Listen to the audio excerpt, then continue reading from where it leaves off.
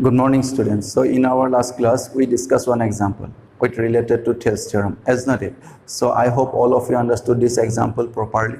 So it related to this theorem, Thales theorem. So here we have to discuss one more example, the example number 2. If you see the example is given here like in this way, ABCD is a trapezium with AB parallel to DC.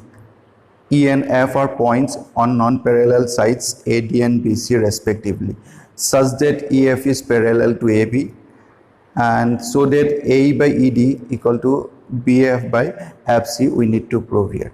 So at first here in this question, ABCD is a trapezium given and where AB is parallel to DC, because in case of trapezium all of you know opposite sides are parallel, is not it? So that's why here given and E and F are the points on a non-parallel sides AD and BC.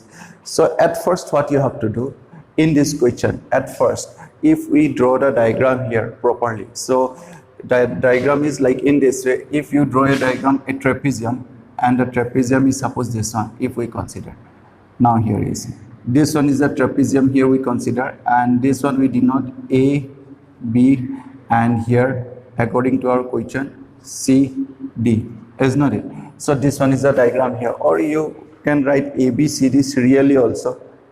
So you can write ABCD serially also, or you can write ABCD like in this also. If we write serially in clockwise direction, then we write A, B, and this one is C, and here we write D. Okay. Now this one is a trapezium, and in this trapezium, first of all, the opposite sides are parallel. That means which two? These two. AB is parallel to CD. Is it clear? So these two are parallel.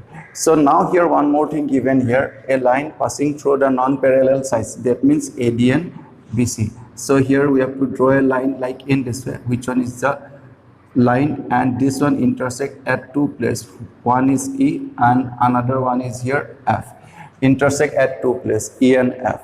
Is it clear? And according to your question here given, EF is parallel to AB, as well as this EF.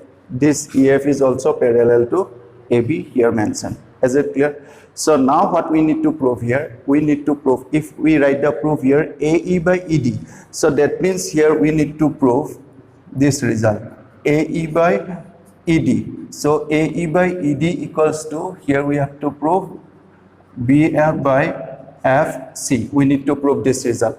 Yes. AE by ED equal to BF by FC. We need to prove this result. Clear? So how can we prove this one? Let's see here. So first of all, if you check out the result here, AE by ED. Where is AE by ED? AE by ED. AE, ED. And the second part is here BF, FC. BF, FC. So that means here these two results are we need to prove. But here this one is a trapezium given. So for that reason here, first of all, what you have to do, we have to construct here little bit. A construction is required here, and a construction is like in this way. You can do either you have to join AC or you can join BD. Anyone you have to join. If you join, then easily we get the answer here. For example, suppose if we join AC. So now if we join here AC, this AC we join here. After joining AC, now here if you see, we get two triangles. If we get triangles, then easily we can apply here the Thales theorem property, because the lines are parallel. So if we join these two, then here this intersecting point ABCDEF already mentioned here. So that's why if you mention this one is Z, suppose ABCDEF Z. Clear? So now this intersecting point is mentioned here as a Z.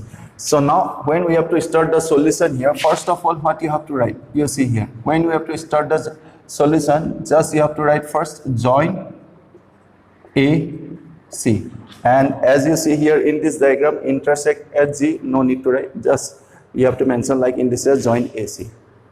Clear?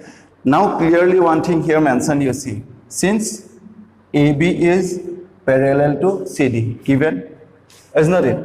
Given, first of all you have to write given AB parallel to CD, is not it? And one more condition given, and one more condition is given here, EF is also parallel to EF parallel to AB. This one is given. Given or not? AB is parallel to CD given, as well as EF is parallel to AB given. So from here, one thing you can say here, if you see, since these two are parallel, as well as these two lines are also parallel. So from here, what we can say, if AB is parallel to CD or EF is parallel to AB, that means from here easily we can say EF is also parallel to CD. Isn't it? Because this one is a line parallel, these two are parallel, and if this line is parallel to this line, so obviously EF is also parallel to CD. So from here we can write, therefore we can write here EF parallel to CD. All of you understood this one? Since these are the parallel lines, so that's why we can write EF is parallel to CD.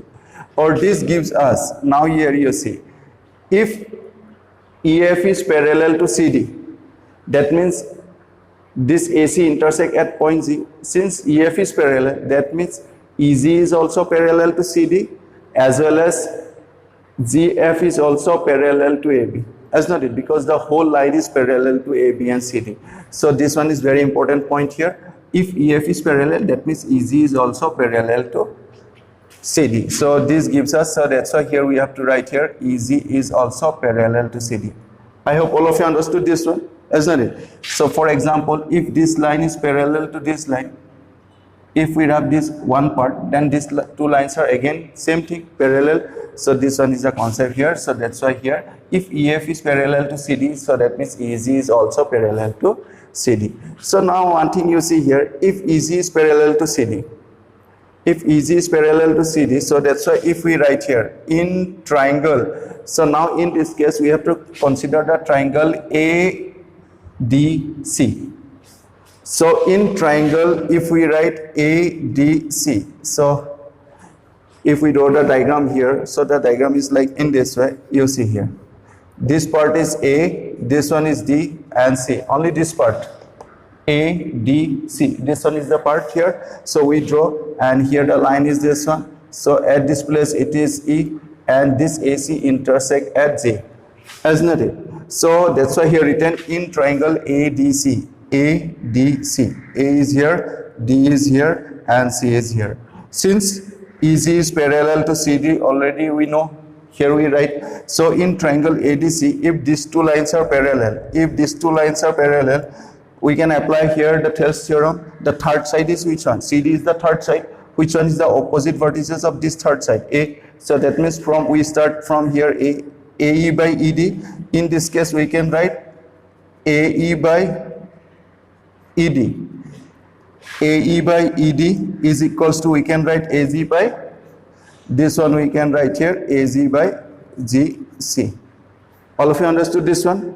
AE by ED is equal with, we can write AZ by GC, isn't it? So here we write by Thales. By Thales theorem we can write here.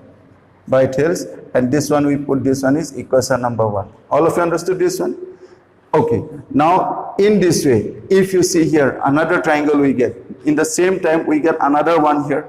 If I write here, if you see the second one, second triangle is here. If you see, we can write here A, B, C, isn't it? So in the second case, after that you have to write. Clear? So now here in this case, if you write in triangle ACB, if you see the diagram here, the diagram is like in this way. Here this one is A, this part is C, and here it is B. So in this case the lines are parallel. At this place it is Z, and at this place it is F, isn't it? So in triangle ACB, here ZF. So already we know ZF is parallel to, this ZF is parallel to AB. So here what we write? GF parallel to AB. We can write, because these two lines are parallel to each other. So if ZF is parallel to AB, that means if this ZF is parallel to AB, which one is the third side? AB is the third side. So which one is the opposite vertices of AB? AB means C. So we start from C here. So what you have to write here? We can write here CZ ZA is equals to CF FB. We can write or not? So easily we can write. All of you understood this one? This triangle is here totally opposite. So here the triangle opposite vertex side is this one, opposite vertex is this one. So that's why we write AEED. So in this case, the third side is this one. So opposite vertices is C. So from where we start? From this C we have to start. So that's why we have to write here CG by ZA equal to CF by FB. So that's why here we have to write this one is CG by ZA. You see here CG by ZA is equal to CF by FB by Thales theorem. Again you have to write in bracket Thales theorem. So we put this one is equation number 2. Or if you rearrange this result, before we put equation number 2, if you see this one, if you rearrange this result, so here we need AZ and ZC.